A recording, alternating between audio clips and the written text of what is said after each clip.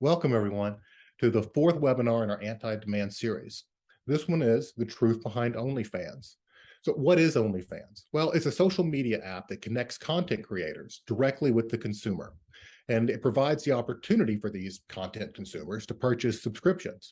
Not only subscriptions, they can actually purchase perks. And we're going to really get into that, that other followers don't get. So there's an exclusivity, there's an intimacy to OnlyFans between these content creators and between the content consumers. And OnlyFans exploded in popularity during the pandemic. It is still riding extremely high. And now we're dealing with the aftermath of Behemoth, a social media behemoth, where the majority of the content creator, at least what's driving OnlyFans, is adult content. And to talk about this today, we're going to be joined by two guests, each of which have very unique insights into the OnlyFans phenomenon. We're joined by Professor Timothy Palmbach. Professor Palmbach is the chair of Forensic Science Department at the University of New Haven. And we're also joined by Daniel Eastman, who's the director of policy at Avery Center. Before we go any further, I want to thank our co-sponsors, the National Center on Sexual Exploitation and Global Emancipation Network. I want to thank them both for the fantastic work that they do every single day, but also specifically for helping us bring this series to the public. A couple of housekeeping notes before we get started. One, if you have a question for one of the speakers, please use the question button at the bottom. You can type in your questions there that you may have. Don't use the chat. And also at the end of the webinar today, we're going to put a QR code up on the screen. We would ask that you please take just a couple of minutes. It's real quick to fill in the survey that QR code will take you to. It really helps us tailor these and bring the content in these webinars that's most useful for our viewers. And with that, let's get started. Our first speaker today is going to be Professor Palmbach. And a little bit about him. He's the founder of the Center for Forensic Research of Trafficking in Persons at the University of New Haven. That center is committed to providing research, training, and investigative assistance to government agencies in the U.S. and abroad. And since 2013, Professor Palmbach has been engaged with the implementation of advanced forensic investigative methods in the war against trafficking in persons. He worked in conjunction with non-governmental organizations, government officials, the United Nations, and the U.S. Department of State's related to this topic. He's also worked with the state of Connecticut as a member of the Department of Children and Family Services, human anti-trafficking team, and on an OVC grant awarded to Connecticut Institute for Refugees and Immigrants. He's published and lectured internationally on this topic, and he's worked in areas involving online sexual exploitation to provide training and engage in active research to further investigative tools. Throughout his 34-year career, Professor Palmbach has used his expertise in forensic science investigations for matters of international interest, human rights, and counterterrorism.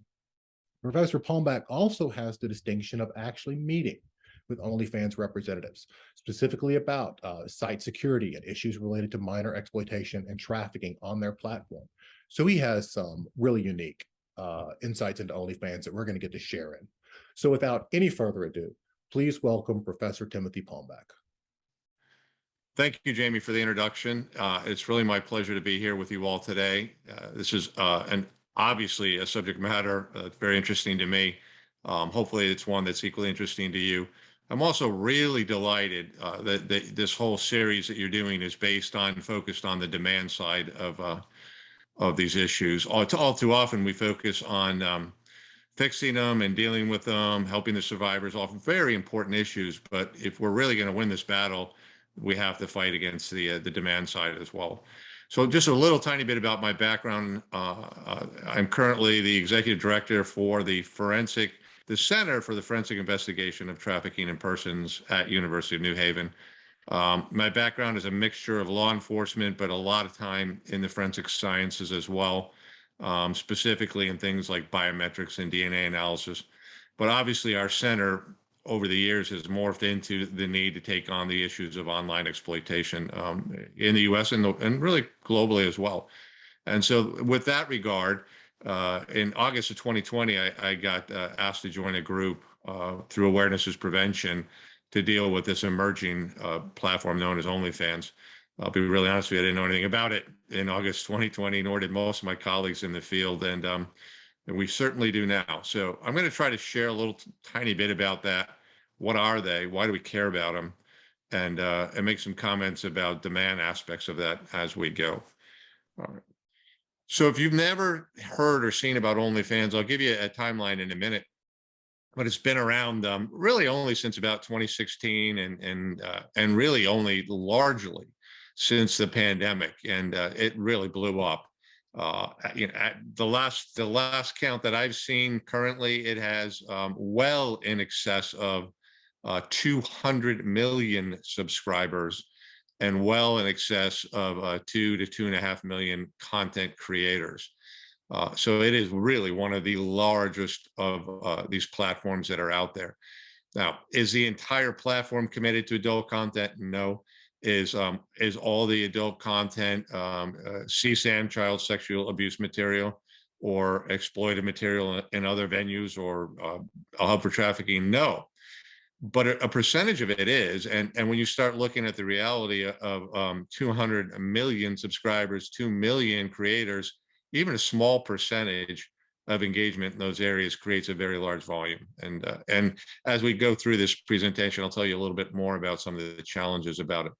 But if you just kind of jump on it and hey, hashtag OnlyFans, let me see it, you're going to see something that's it's innovative, it's out there, it's relevant, it's all of that, right? And you'll see actors and celebrities and sports figures on it, and they talk about influencers and increase your footprint, and all of that's true. All of that's true.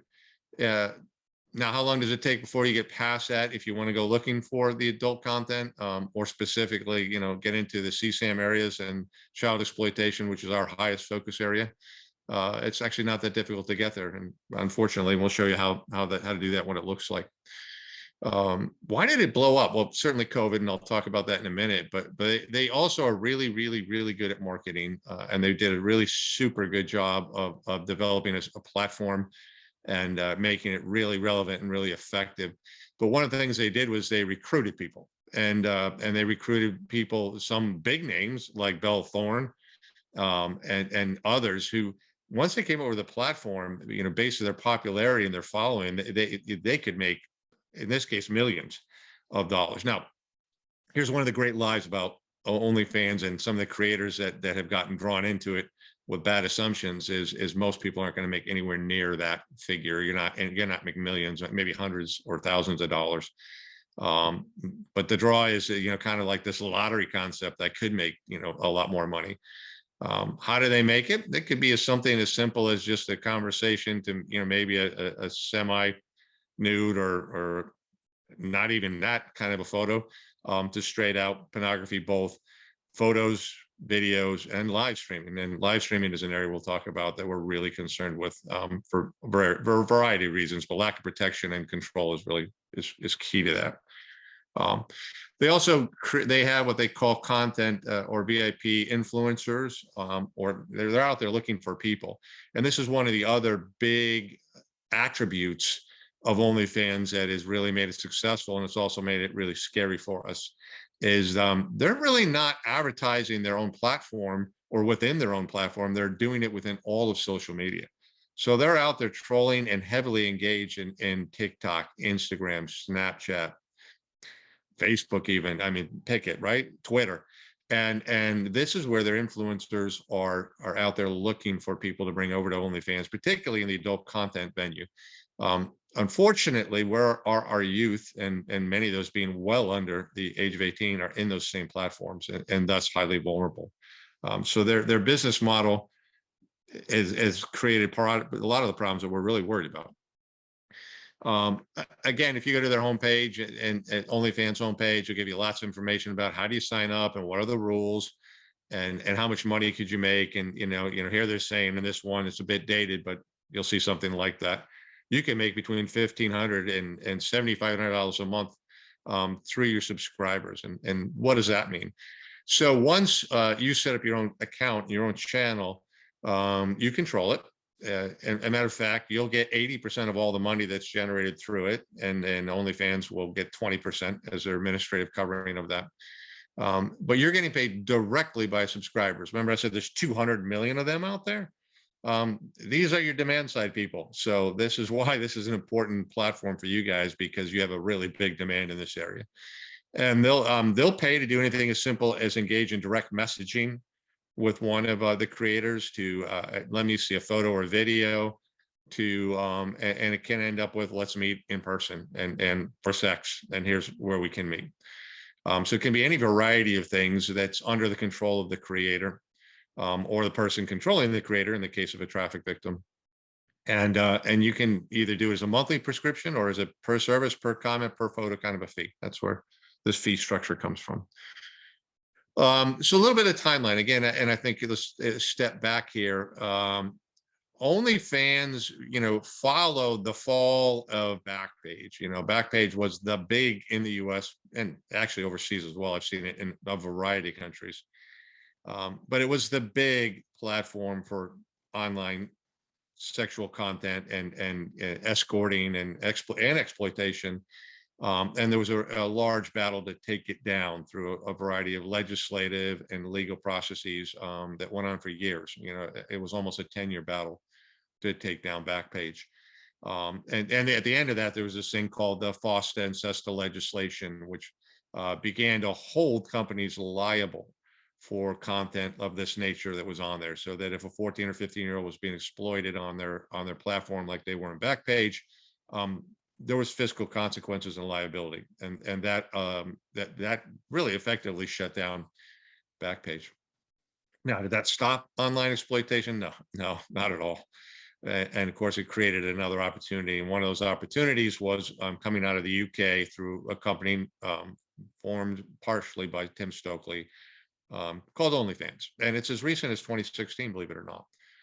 He sold it over to another gentleman named Leo Dravinsky, who was running My Free Cams, a very profitable adult site business, 2 years later in 2018. And then literally 2020, that the pandemic, it just literally, it blew up. Why? What happened in the pandemic? Look, there's a lot of things. One of the most pronounced one is all of us, right, engage in a whole new online community and online world, right? I remember I am the professor, remember the horror of we have to do what? We have to teach online, and for most of us was a game changer. But that happened literally in all professions, and everybody, including our teenage and preteen kids, began to experience a life online. So the venue change was dramatic.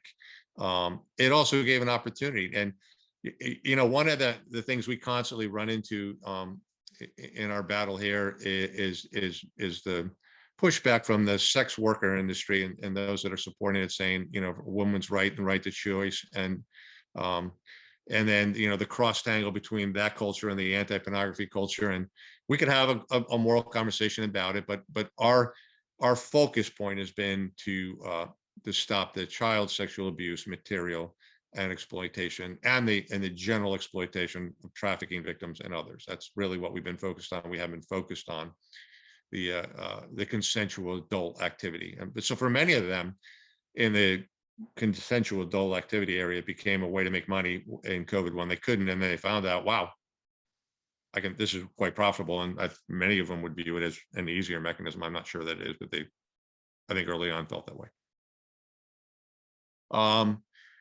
So how does this compare to what we used to know? And this isn't a real Backpage example. Backpage, again, I reference as one of the leading platforms prior to OnlyFans. But this is a great anti-demand effort that was within in the early days, in the latter days of Backpage. And it was just, if you read it quickly, you'll see Dallas Police Department set up an operation where they could scrape and identify John's demand people looking for girls, and they could intercept and say, hey, this is who we are, and you're about to engage in activity because it looks like you're looking for an underage girl, which is clearly illegal, and there's going to be consequences here, and stop.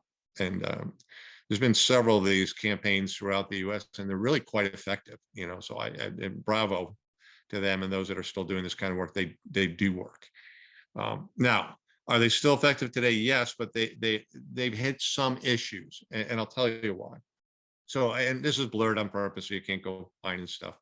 But this was a Backpage typical site. And what would happen is on any community on any given day, each one of these lines is an ad for mostly girls, but there are boys as well, for some service. And anybody could click on it and link to it and go ahead and make a connection.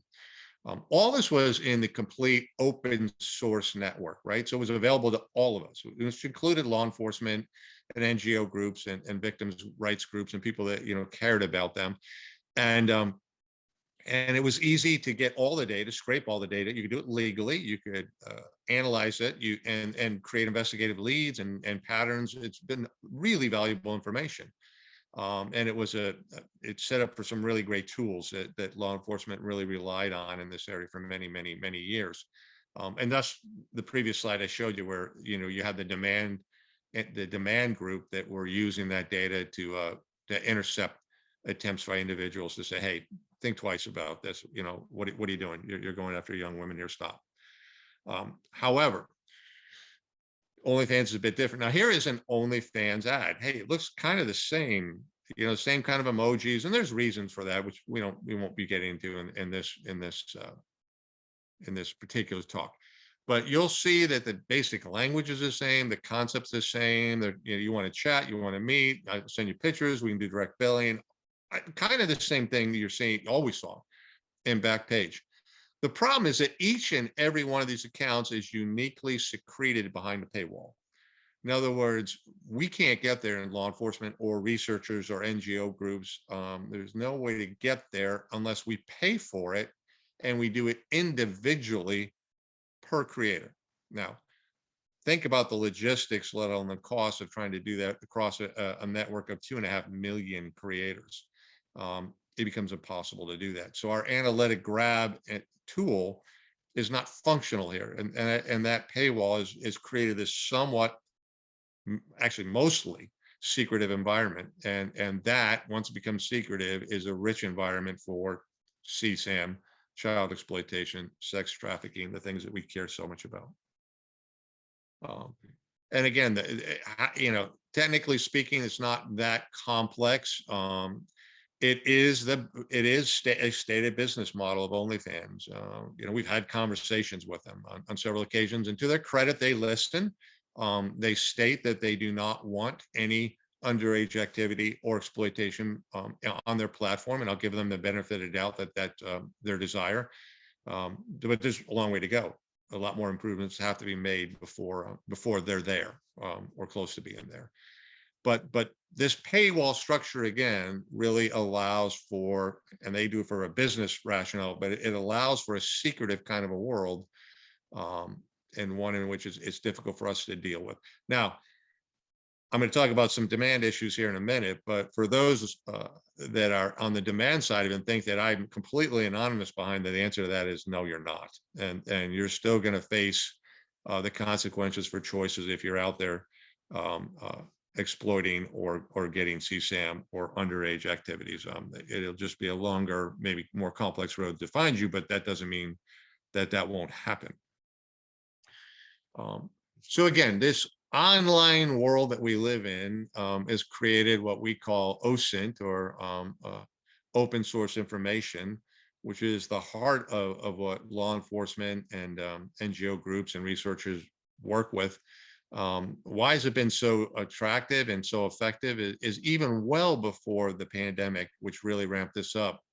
Our earlier studies and work showed 75% or more of all traffic victims had been advertised online by traffickers. So you want to go be effective in the anti-trafficking community, you need to be online. Why did that happen again? It's a really good way to reach a very broad audience. You increase your numbers for a very low cost, if none, very, very quickly. You have a sense of, it also gives you a sense of anonymity, like you can hide behind it. And that's true to an extent, although it's never true, right? It's never true in the online world, but it gives individuals a feeling like, yes, that you can be hiding. It takes the pimps and the girls off the street, and it's true in not every sense, but some sense. If you talk to law enforcement in areas where they had a very high, prevalence, it greatly diminished. And I'll tell you, I personally saw that in a community we were working in Costa Rica.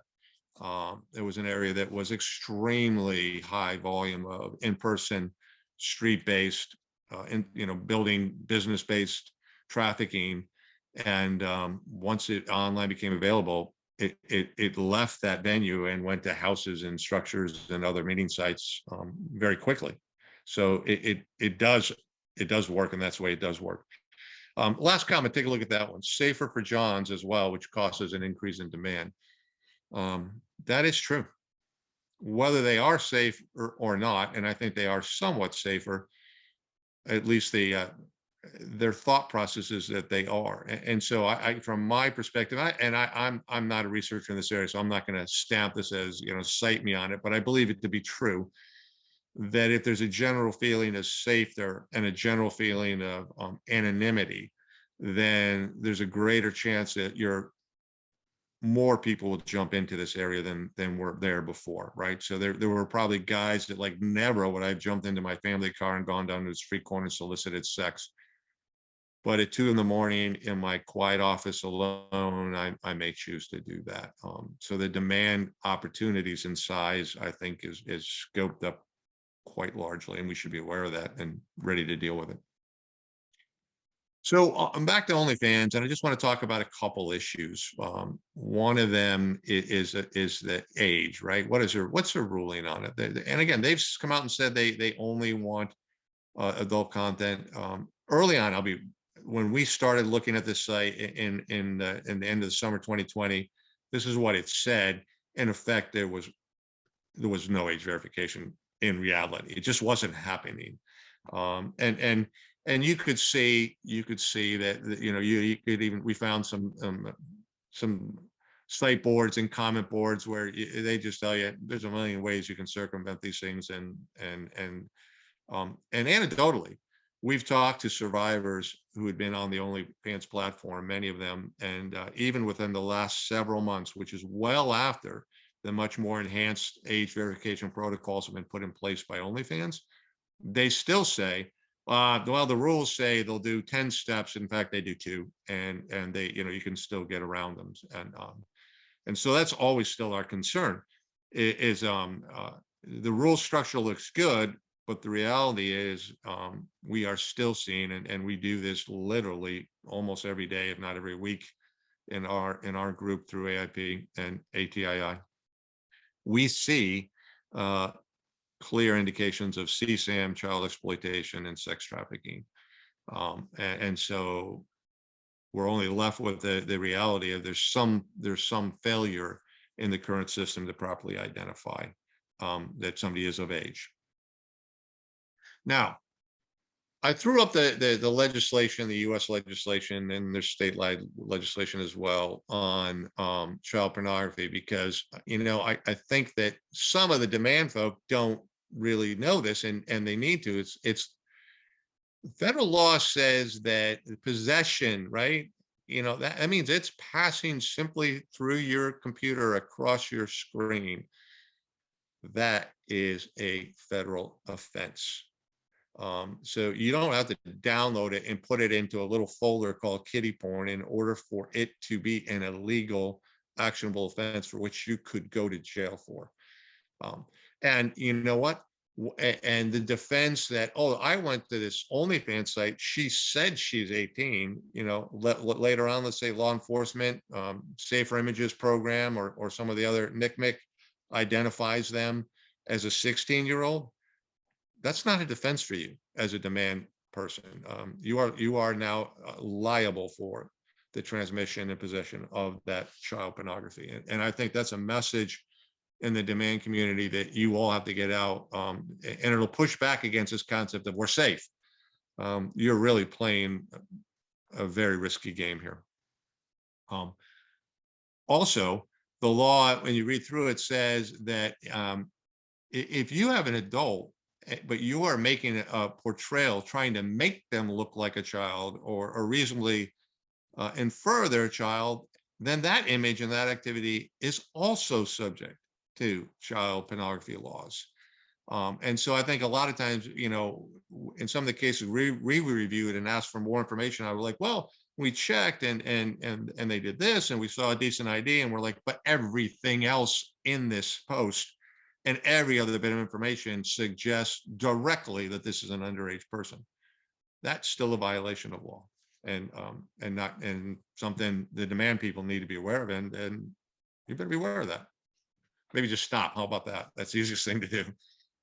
Um, so look, this is just a small segment of the training that we would do, which is very extensive to law enforcement and those in this arena. But I kind of within your community, the demand community, I say, if you're not well, first of all, if you're not sure whether what you're looking at is in fact demand, I mean underage girl, then just give it the benefit of the doubt and assume that it is, right? Unless you're very confident that it is not underage.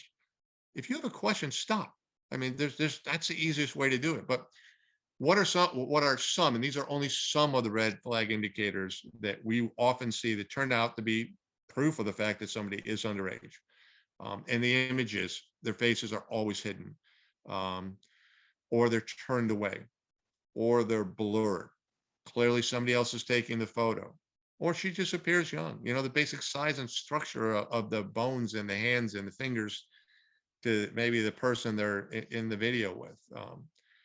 That as well as a variety of red flag terms and language that is very well known and utilized within particularly the child sexual abuse material community. We can look for, we can scan for, and even within the open source domain and find it. And it's usually a pretty good indicator that is either definitely child sexual abuse material, or it's being sought after, hopefully, by somebody in the demand side as child sexual abuse materials.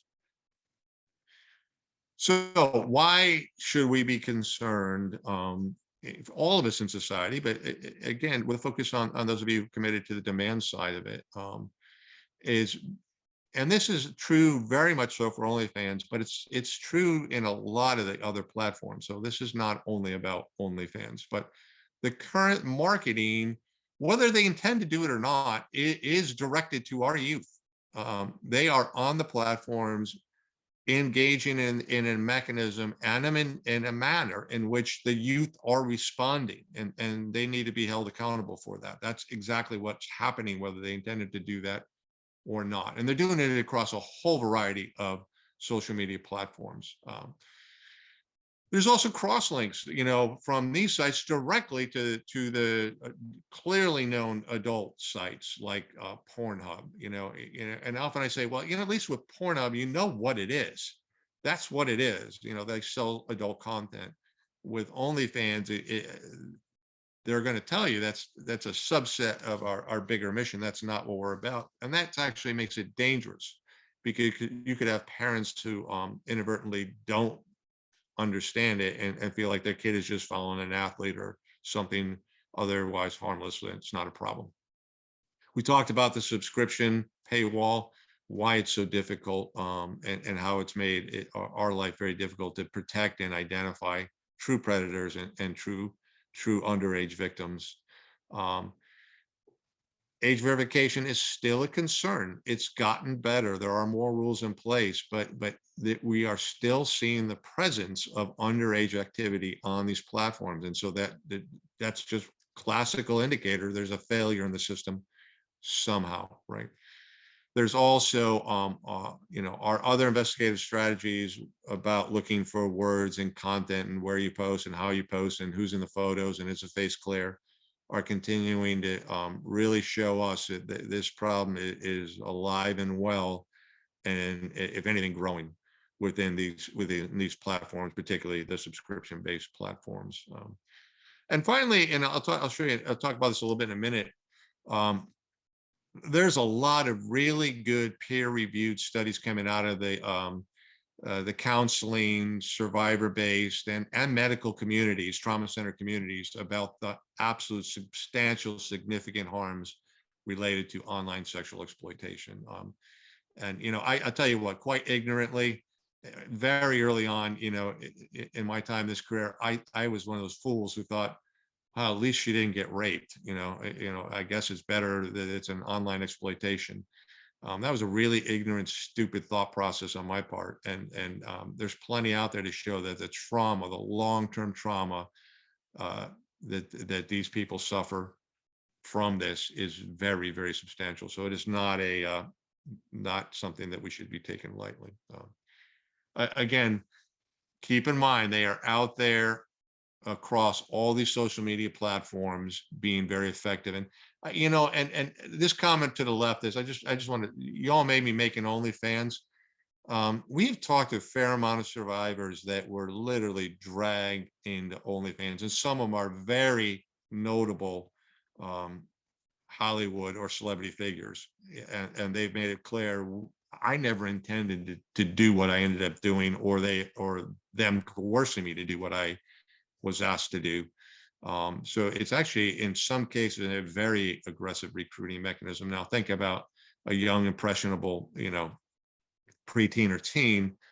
That's the odds are just too large for them to effectively say no in many of these cases. And there's just terrible instances of this being the result of a kid getting dragged into an environment they never wanted to be involved in. And then, now with our new linkage, right? You have all these link tree, all these link programs, all my links. I mean, just there's a dozen of them.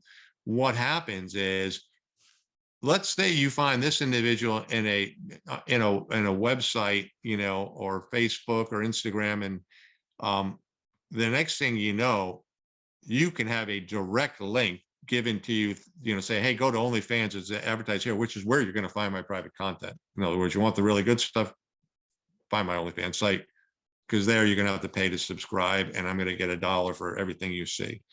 And then finally, they can even go to sites that are notorious, fully dedicated escort sites. So now wow, okay, this very quickly though, this underage child who just made maybe an innocent exposure or connection to an individual, or is now fully integrated into a lot of adult content, escort sites, and a variety of other places. You'd never want them if you were the child. This is one of dozens, and I mean dozens, of peer-reviewed articles out there about the effects of online sexual abuse, particularly on our adolescent and our younger generation. So if you have any doubt about that, please read it. They're out there, they're powerful, they're fact-based, they're really legitimate studies, and this is something we all need to be concerned with. So Jamie, that's a really quick overview, but I hope it at least gets people thinking. And I'd love to engage in a few questions from you, and I hope this is really just the start of a conversation for many, many people about a really important subject matter. Thank you so much, Professor. There is so much to unpack with that, and the information is simply astounding. We have a lot of questions for you. I'm kind of sorting through these, but one of the first one that pops up is, we know that you talked about the litigation that had been brought against Backpage and other types of sites. Has there been any civil litigation or criminal prosecutions brought against OnlyFans? So the short answer is just barely, just starting. And, as we were planning our approach to deal with OnlyFans for the past several years, we all knew historically that the last thing we wanted to do was wait for litigation and criminal cases, because they take the longest. Why? You have to have somebody that gets recruited into this activity and then begins to create, and then it gets exploited often to create more. And now they're in a place where they're really getting victimized, and then they have to cross that personal bridge between being a creator and wanting to be a survivor, come out of that, go through the very challenging process of becoming whole again and healed. And then even only a small percentage of them will be in a place mentally and psychologically where they're ready to be a witness, either in a criminal or civil case. So some have started. I expect many, many more to come in the years ahead. And I just selfishly wish we didn't have to wait for individuals to be successful witnesses in order to put an end to this. Right. Let me ask you this. For those of us who are working in the anti-trafficking field, one of the things we train people, one of the things we know is that there are certain vulnerabilities associated with being a trafficking victim. Obviously, there's no standard profile, but if you look at across the population of victims and survivors, you see some commonalities pop up: interaction with state services, foster care, juvenile justice, sexual abuse, especially as a child. These sorts of vulnerabilities that can lead to one being sexually exploited. Do we see these same vulnerabilities in OnlyFans content creators? Absolutely. Yeah. And you know, if you talk to organizations like the National Center for Missing and Exploited Children, they'll tell you as they're working up cases, it's not uncommon to find an OnlyFans account for some of these children. So absolutely, our classical at vulnerable population is just as vulnerable within the OnlyFans and subscription-based platforms. However, big however, so is in a whole other population that we would deem not quite as vulnerable. And you know, these are, you know, our kids that are in an online platform that are being recruited by very skilled individuals, you know, bring them over to start doing things that they would never have imagined themselves doing. So the pool of vulnerability, as it were, is really greatly increased. That's a great point, Professor. And as we look to educate, especially parents and teachers, people who are interacting with youth who may be considering this, one of the things I think they can tell them is the answer to this question that keeps popping up, which is, it seems safe. You're behind a paywall. It's a professional company. There's safeguards in place, but obviously material gets leaked, right? And if it does get leaked, is it on the internet? Is it the internet is forever? Is that true for OnlyFans content, especially this very explicit, degrading content? So it's a big problem, and you know, and obviously OnlyFans views it as a problem too because it's lost revenue for them as well. But leaked content is out there in mass. The side antidote of a positive, I hate to even be that way, is once it's out in the OSINT realm as leaked, then we can find it more easily, right? And so it's allowed us as researchers and those working with law enforcement to more quickly see some of this material because elements of it are now out into the leak community. And often it is the more egregious stuff, the CSAM stuff, that is going to be leaked because the market is really looking for that. So yes, it's out there and it's something you know that we have to worry about. And I think from the creator's point of view, their big concern is they really think that what they're created is in their own private secure vault. You know, they really in most cases don't want this out there and never dreamed that it would. And so the fact that it could get out there and be almost impossible to remove from the internet is really traumatic for many of them. Very, very. My last question is sort of broad, but you talk kind of like the sea change society went through with COVID and with OnlyFans. How much is OnlyFans normalized sort of this exploitation on the internet? Made it you actually will hear young people joke, I'm broke, I better start an OnlyFans account. This becomes so prevalent and so common. This has become really normalized. Did OnlyFans set out to do this? I don't know, but I think their business model did it. You know, I mean, you'd have to ask them what their overall intent was, but it did. I mean, they saw this insatiable appetite for people to be known and relevant in an online community, and that was only exasperated during COVID. And they took advantage, and they really took advantage of that. And so, yes, I mean, particularly our youth, they spend so much time in that community. To be known in that community and followed in that community, admired in that community is important. I think what happens for many of them is they are recruited, enticed into OnlyFans because, like, hey, we can expose you to 200 million followers. And you know what? That could turn into a financial career for some of these individuals. So they go there looking at this as an option really to make some money and maybe even a career. They don't go there thinking they're going to end up doing pornographic videos at some, I think the majority would say not in a million years would I ever do that, but it ends up through sextortion, through pressure, through dealing with leaked content and a variety of other realities. They end up doing exactly the things they never thought they would do. And they're exposed to people that they would never have allowed themselves to be exposed to prior to this. quick follow-up to that. I'm sure that some young creators get on OnlyFans with the intention of, I'm going to do this because it's going to multiply. I want to be a social media influencer, and this is going to get me out there and multiply my reach and make people know who I am. Does that ever work out that it's transitions into more of a legitimate sort of career?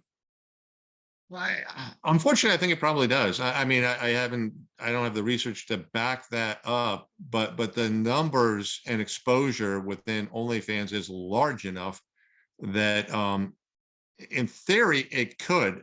However, what we absolutely know happens, and I think it happens with a much greater prevalence, is people are exploited and they end up doing things and being pressured to do things they never wanted to do. And I think I mentioned earlier, we've talked to some pretty well-regarded celebrities who said, I'm an adult, a thoughtful, successful, engaging adult. This is my world. And I ended up going places where I never thought I would go. And so if they can fall prey to that, certainly our preteens and teens are even more vulnerable. Final question, Professor. You had mentioned that you had actually been in talks with OnlyFans. Can you share a little bit about what that was like and how it came about, and maybe the results, to whatever degree you're comfortable? Yeah, and it's really within the past year, that those in leadership at OnlyFans have been willing to talk to our group, which again structured primarily through awareness is prevention, and we have other partners as well, including the Normandy Group and ATII. But to their credit, they've had good dialogue with us. We've had good conversation. We certainly don't agree on everything. They're listening. We're telling them what we're seeing and what we're concerned with. And at the moment, we still have an open door, which is good. I mean, if they're really sincere, and I have to believe them, that they do not want the underage exploitive content on there, then they're going to need groups like ours and many other groups, to come alongside and show them what's really happening, give them some suggestions, and truly hope that even if it costs them some business, they're willing to do that in the long run. So we've been encouraged, and we will continue to keep that dialogue stream open as long as we can. Well, thank you so much, Professor, for all that you're doing, for all you've done, for all that the center does, and for joining us today. This has been just fascinating. My pleasure. And again, I'm really happy that you're doing this. I'm really happy there are those out there committing themselves to the demand side of this. You and I didn't talk about it, but on the demand side, it's easy to go against them and villainize them, but they are people in need of care, counseling, and redemption, and healing as well. And so to that extent, it's all good work. Well done. That is so true. Thank you again, Professor. Yes, my pleasure. So our next speaker, we're honored to have with us Daniel Eastman. A little bit about Daniel. Daniel joined the Avery Center team in 2017 and has supported the organization's anti-trafficking efforts in a variety of ways, including working in the research, development, and services departments over the years. And he was an integral stakeholder during the strategic planning that developed the rebranding of Free Our Girls to transition into the Avery Center and its subsequent growth. Over the past 2 years, Daniel has been cultivating connections for collaboration across the anti-trafficking sector, while assisting the Avery Center to run smoothly at the forefront of all these issues. In 2022, Daniel assumed the position of Director of Policy and currently leads the International In-Demand Working Group. Daniel is presented nationally on demand reduction data and strategies, and has supported policy measures at the state level. In his free time, Daniel enjoys ballroom dancing, particularly the waltz, medieval longsword fencing, and adventures with his dachshund Lilu. More saliently, today's discussion, Mr. Eastman will be sharing about the unique research Avery Center has done on OnlyFans, research which has yielded an incredible amount of information, not only about what content creators experience and how much they make and all these sorts of granular issues that people are very curious about, but also the prevalence of trafficking on the platform. So please welcome Mr. Daniel Eastman. Thank you for the introduction, Jamie. I'm happy to be here talking about OnlyFans and demand. on your podcast. I appreciate it. I'm Daniel Eastman, as he said, from the Avery Center. So Jamie sent some questions about OnlyFans, wanting to bring a little bit more information out into the open. And the Avery Center conducted a study on OnlyFans, came out earlier this year, and we are in the process of doing a follow-up. So more to come. Stay tuned for that. So it's just some interesting statistics about OnlyFans, or about the participants in our survey. They ranged in age from 20 to 39, with a median age of 35. 94% of the respondents identified as women, and 3 chose not to answer. Income ranged from $10 to $2,000 per month, with an average of $1,111 per month, based on the $17.28 per month average subscription price. So that's just a little statistics about some of the content creators that are on OnlyFans. 37% of respondents first opened their OnlyFans account between 2017 and 2019. 55% opened their account in 2020, and 8% opened theirs in 2021. So the pandemic did change the landscape really around this. OnlyFans had been around for a while, but with the COVID pandemic, we definitely saw an increase in online exploitation and moving into virtual and OnlyFans. 38% of our survey respondents had previously been arrested for prostitution-related offenses. 43% had experience with sugaring. So this is pretty interesting. Just really shows the cross sections of commercial sexual exploitation, how it can be virtual, in-person sugaring, like it just kind of covers the whole board. People that are usually involved in a multiple of avenues. 19% had uploaded content on Pornhub previously. 20% of the respondents said their content was some of the unverified content that Pornhub removed earlier this year. Half of these respondents said that they had not consented to their content ever being uploaded. And more than half, 53% of respondents, said they did not feel that OnlyFans does enough screening of content creators and subscribers during the site registration process. That's interesting statistics as well. It just shows that even virtually, there's not going to be, it's just not going to be a completely safe environment. Things can be screen captured, stolen, things can be uploaded to websites without the content creator's permission or even knowledge in some cases. That can either be done by, sometimes it could be done by a trafficker who's controlling the account. Sometimes it can be done by subscribers, which is pretty troubling. And as we said, 53% say they did not feel that OnlyFans does enough screening of content creators and subscribers during the site registration process. That's difficult. I mean, no matter what kind of screening they do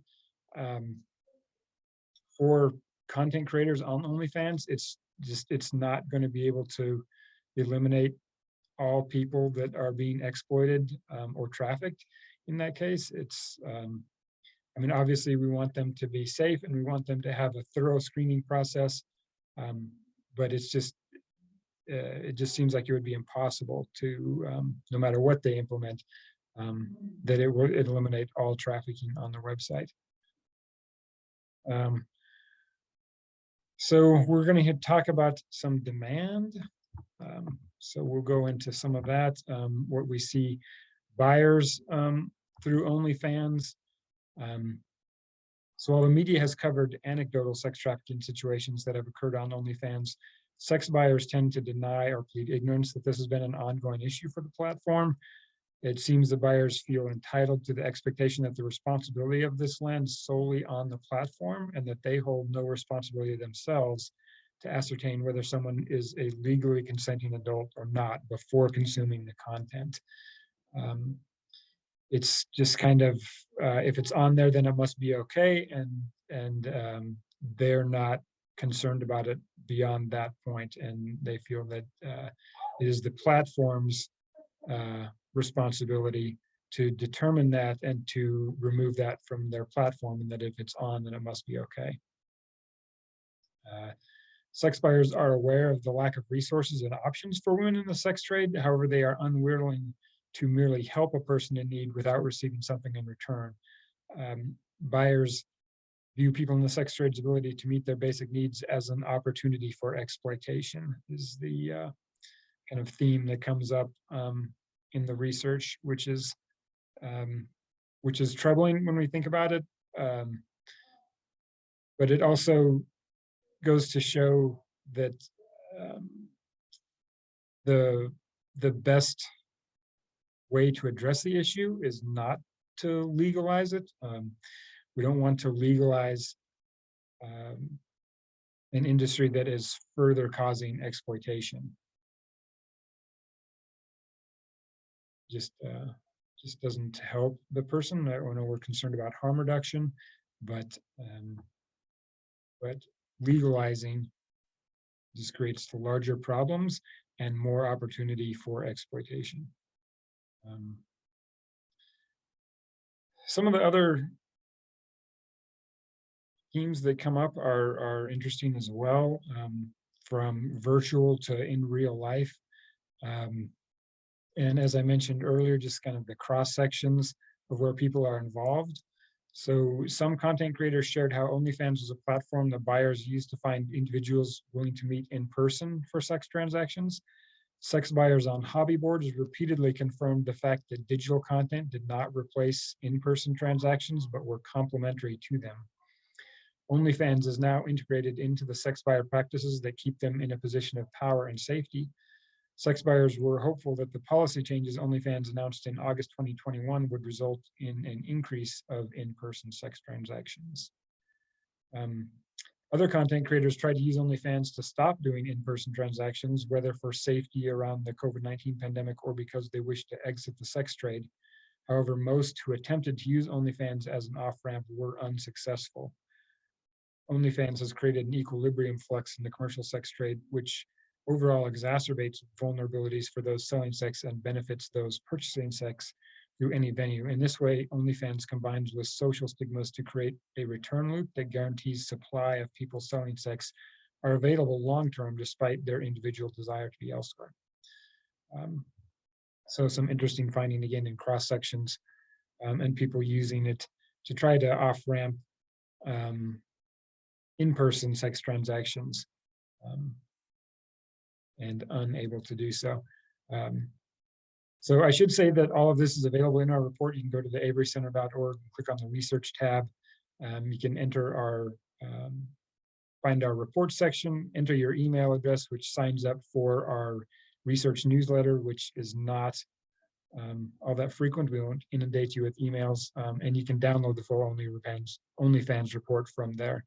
And all of this information, along with much more, is in there. So I highly recommend checking that out in full. A clear correlation between third-party traffickers and minor victims existed in the survey responses. 11% of respondents in the survey said they were aware of minors who had accounts on OnlyFans, and said that they estimated they personally were aware of a total of 35 minors who had content of them sold on the platform. 6% of respondents self-disclosed that their traffickers helped them create and market their OnlyFans content.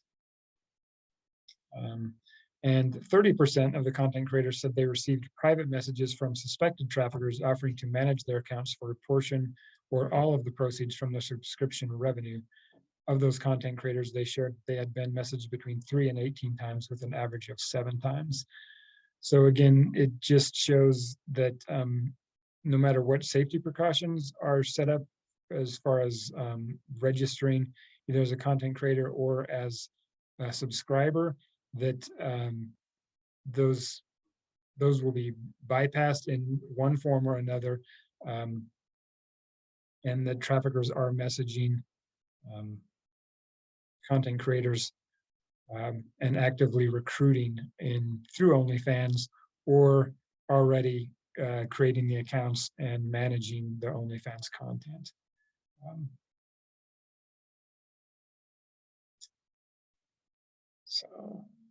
One of the most interesting, or I find it anyways, one of the most interesting things um, about OnlyFans is that it's really um, shifting kind of the market around commercial sexual exploitation. Um, so OnlyFans does not do, they don't promote any of their content creators, and you cannot search on OnlyFans for specific content. So anybody that subscribes has to find the content creator through different social media channels and then subscribe to them through OnlyFans, which is super interesting. So it's driving a lot of content creators to merge social media with the OnlyFans account.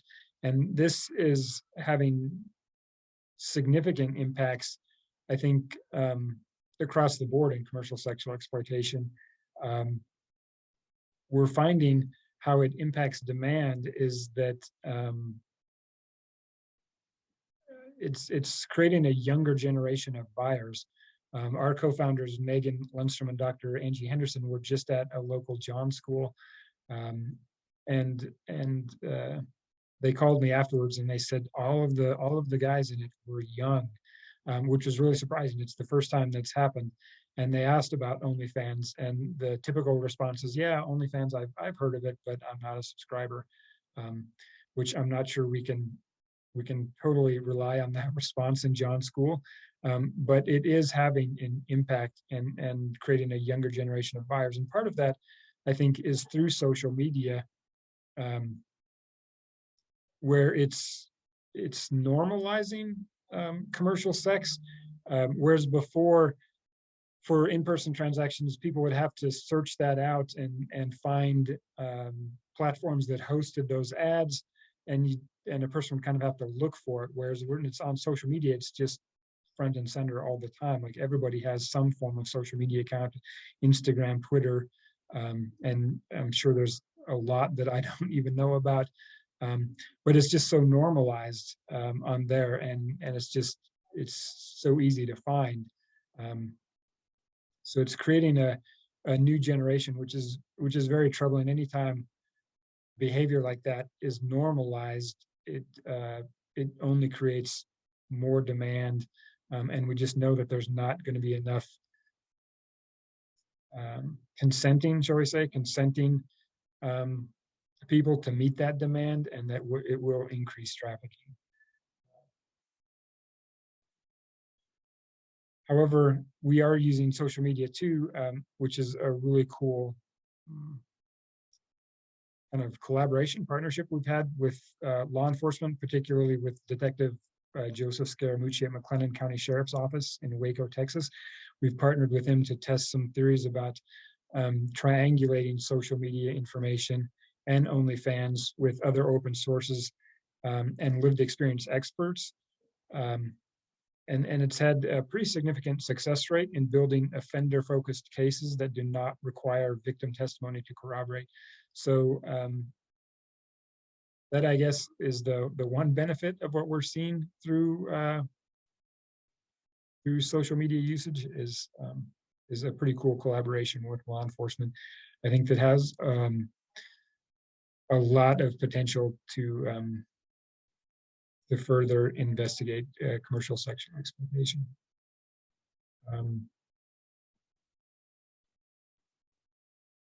Those are the main points that I wanted to share with everyone.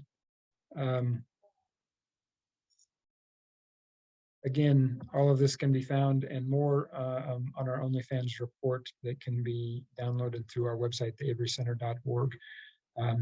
But the main points we need to look at, as I already mentioned, is that on any kind of platform like this, no matter the safety regulations, trafficking will occur. They will find a way. And then the other, I think, troubling aspect of OnlyFans is seeing it impact the demand, kind of normalize the demand, create a younger demographic that is buying. When we look at things like this, I don't like the term gateway. A lot of people say something like this: OnlyFans or maybe porn is a gateway to in-person sex buying. We don't really like that term at the Avery Center. It implies that there's no harm being done in that scenario, and it's only once you pass that threshold that harm is being done. So we look at OnlyFans and pornography as accelerants to in-person sex buying, and it's troubling that these are having such an impact to further in-person buying and demand in that manner. I think that's all. I think Jamie maybe had some questions, so we'll cover those. But that is our OnlyFans report. As I said, we have more coming, so stay tuned for that. Thank you so much, Daniel. That was fantastic. I feel like there's so much for us to unpack, and we're going to drop a link to the Avery Center's report in the chat so everybody can access that, and we encourage everyone to do that. But we do have a few questions for you, starting with, and this is something I'm really interested in. I know as part of the report and as part of this work y'all have done, you actually work with law enforcement on the issue of OnlyFans. Can you tell us a little bit about what those results were and what that looked like? Sure. This is all right from the report. It goes into detail about what we did. It was over the summer of 2021. We partnered with, as I mentioned, Detective Joseph Scaramucci to test the kind of social integration theory. So an initial sample of 1001 ads were pulled from Spotlight, which is a computer software that law enforcement uses. And we searched for the term OnlyFans, and then from there we searched through social media, mostly Instagram, and we found 218 accounts with OnlyFans profiles.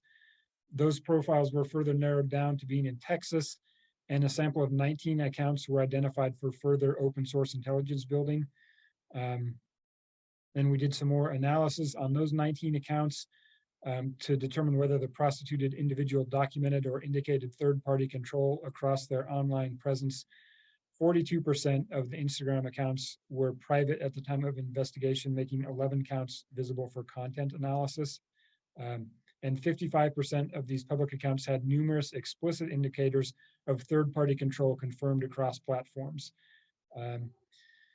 So it's pretty significant, the open source analyzation and including lived experience expertise, because they know the lingo, the hashtags, the indicators that people like you or I or law enforcement, people that had just not been involved in that lifestyle would not catch. It would just bypass us. So it's really interesting to see, to include that in an analysis and intel gathering with law enforcement. But also, again, it just speaks to how much of this is kind of cross-promoted through social media networks. That is fascinating, and it's tragic. I mean, that it was so. No, I'm not saying it was an easy process, but you found people who had evidence of being trafficked, who were creating content at the behest of someone else, obviously, who was collecting the money on OnlyFans. But since you brought up that cross promotion, we had a question pop up, and I am deeply interested in this.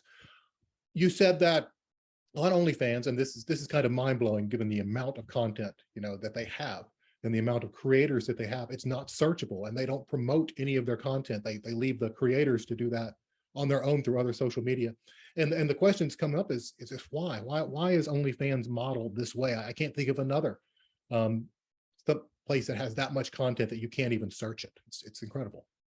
Right. And there's no, as far as I know, there's no algorithm either that says, like typically on any kind of website, but specifically seen on porn websites, if you watch something like, oh, well, you might like this or you might like this. To my knowledge, OnlyFans does not have anything like that. And I speculate, I'll just say this again, I speculate that it is because OnlyFans is avoiding all liability, so they don't want to be promoting, they just want to be the platform that hosts it. And then it's all on the content creator, so they avoid liability if they're not promoting anything. Wow, that's incredible. I don't know, it's speculation, but that sounds quite reasonable, doesn't it? Another thing you brought up and talked about was a lot of the OnlyFans subscribers. You know, they want more than just the visual content. They want to meet this person, and they want to commit. They want to exploit this person. They want to commit prostitution with this person. How does that come about? So it's as I said, we look at porn and OnlyFans as an accelerant to in-person buying. Typically, what we find is that buyers will say that it doesn't do it for them anymore. The way porn is normalized, and with OnlyFans, where subscribers can message the content creators, it can create a very personalized aspect to the interaction. And then they can purchase personalized content from that creator. And then eventually what we find is that, as I said, the buyer just says, or the consumer just says, it wasn't doing it for me anymore. And I wanted in person. I needed that in person transaction. Interesting. And so I'm going to roll a couple of questions that people had up into one. Is it fair to say that, I know we don't want to use the word gateway, but is it fair to say that OnlyFans is kind of a stepping stone here that's leading to further exploitation in a way, or at least is making further exploitation more accessible or more feasible, not only for the content creators who may have come into this, you know, without the intention of engaging in actual, you know, prostitution, but also for buyers who now see an outlet to finally fulfill the porn fantasies that they have?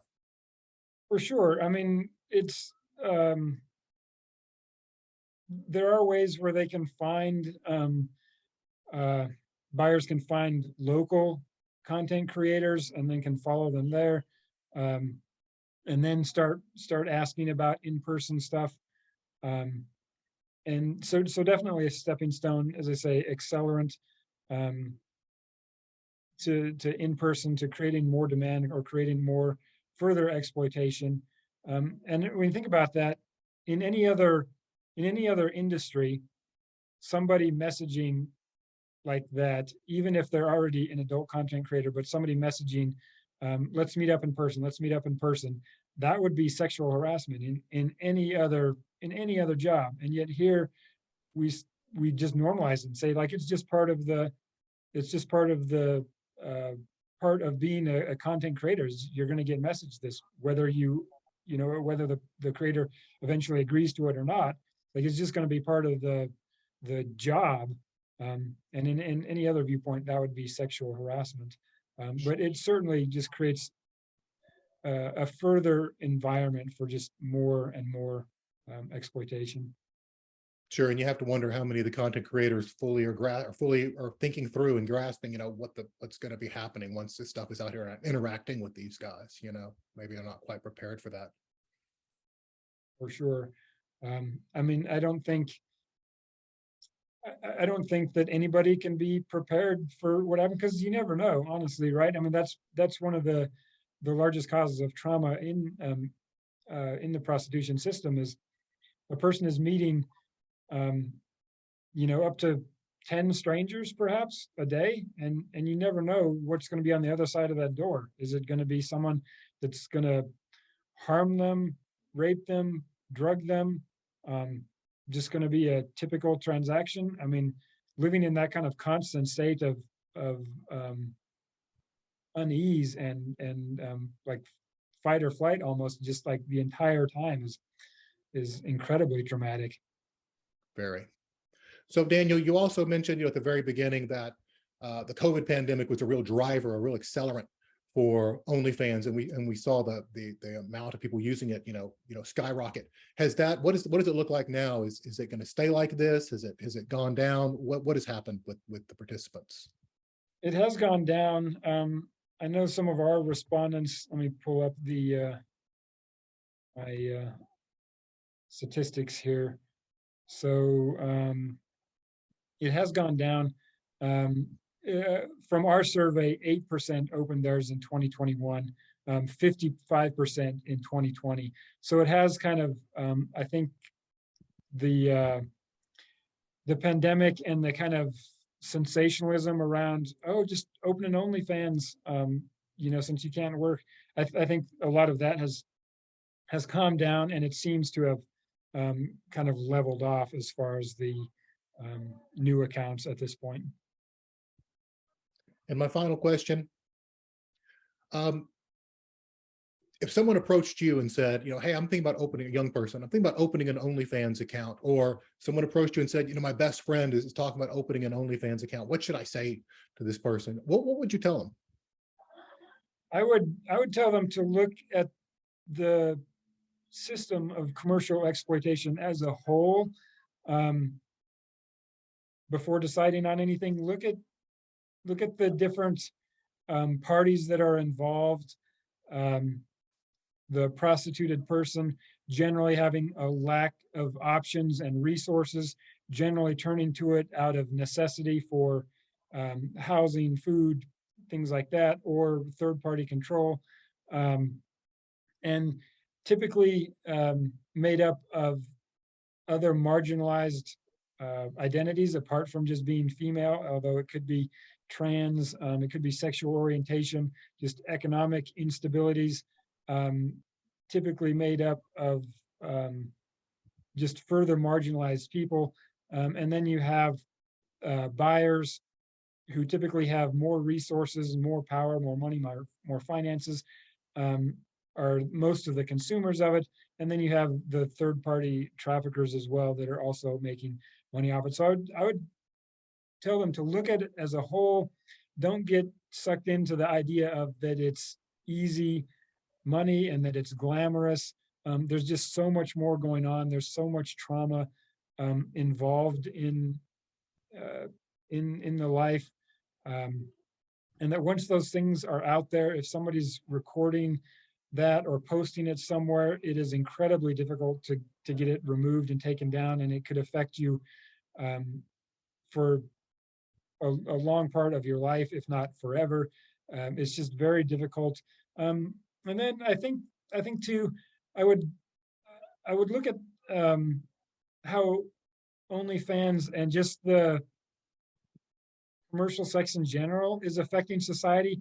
It would be super interesting to ask just an open survey to females, how many of them have had some guy approach them somewhere or message them somewhere that says, man, you should have an OnlyFans account, or do you have an OnlyFans account?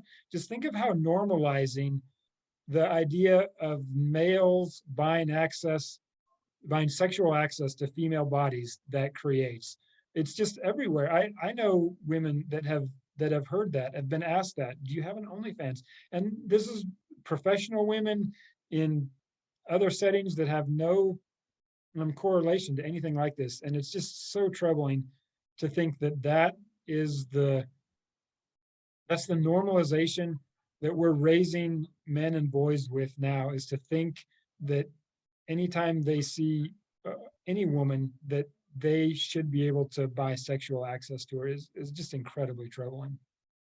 Very. Thank you so much for that thoughtful answer. And that's so true. It's not just the individual consequences, but it's ethical as well. You're supporting this system that's doing all these things, like you said. Well, Daniel, thank you so very much for being with us today and sharing the research. Again, I'd like to remind everyone, there's a link to it in the chat, so please get that report, download it, read it. It's fantastic work, and thank you so much for being here, and thank you so much for everything you and the Avery Center is doing. Absolutely. Thank you for having me, and I just appreciate you guys doing the work you're doing and getting this word out, sharing our research, and there is another project, as I say, coming, so stay tuned for that. And I just appreciate what you guys are doing. Thanks, Daniel. Thank you. Thank you all for joining us today.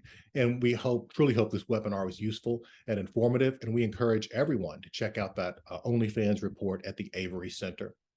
Also, once again, please ask you to take just a few minutes to complete our survey. Use that QR code. It really helps and guides us as we choose topics and speakers for the next webinar. And again, I would like to thank so much our co-sponsors, the National Center on Sexual Exploitation and the Global Emancipation Network, for their support. Again, thank you for spending this time with us. God bless and have a great rest of your day.